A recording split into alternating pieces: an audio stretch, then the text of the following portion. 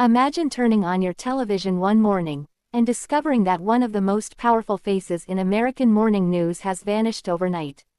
No farewell tour, no final broadcast, just two stunned co-hosts staring into the camera, and a single word echoing across headlines everywhere.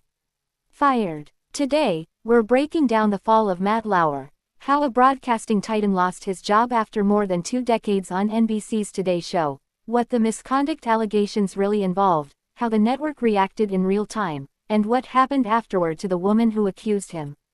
And stay with me until the end, because the personal toll behind this story may be the most shocking part of all. Let's rewind. For years, Matt Lauer wasn't just a news anchor. He was morning television, interviews with presidents, Olympic coverage, celebrity exclusives, trusted by millions of households before sunrise. So when NBC abruptly cut ties with him in November 2017, viewers were blindsided. During a live broadcast, Savannah Guthrie and Hoda Kotb paused the show.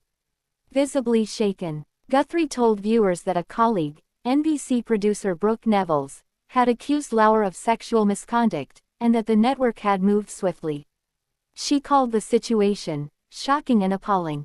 And in that moment, one of television's most recognizable careers collapsed in front of the entire country. Soon after, Lauer released a statement expressing regret. He said he was ashamed that some allegations were exaggerated, but that there was enough truth to make him feel humiliated.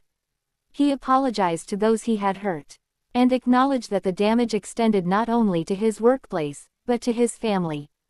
But what exactly was NBC responding to?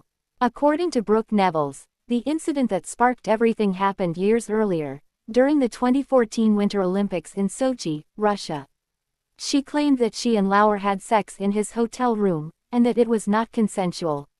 Lauer denied that. In a detailed letter released at the time, he said the encounter involved multiple sexual acts and insisted that every part of it was mutual. Two people, two radically different accounts, and NBC was now standing in the middle.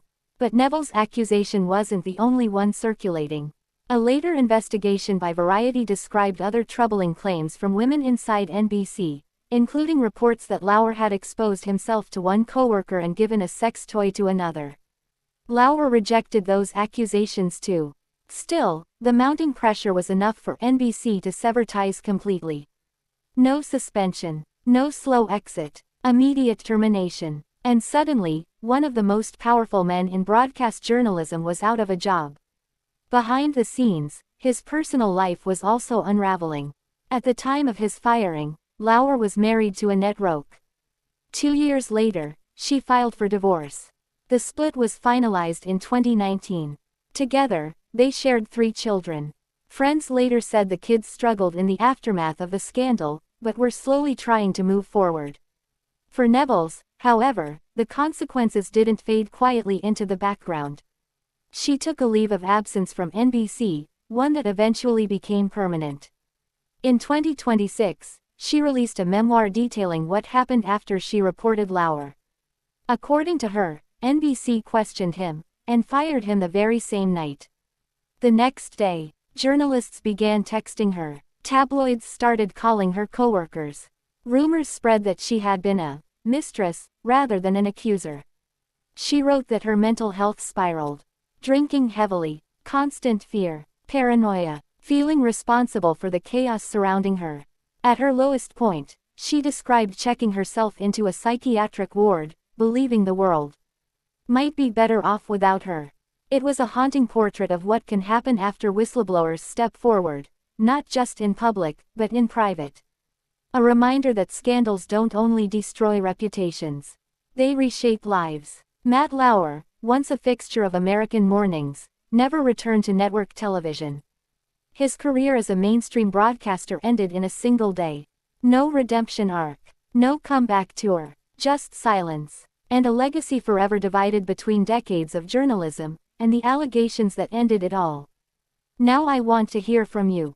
Do you think networks handle these kinds of scandals fast enough? What responsibility should powerful media figures be held to behind the scenes? And how should organizations protect the people who come forward?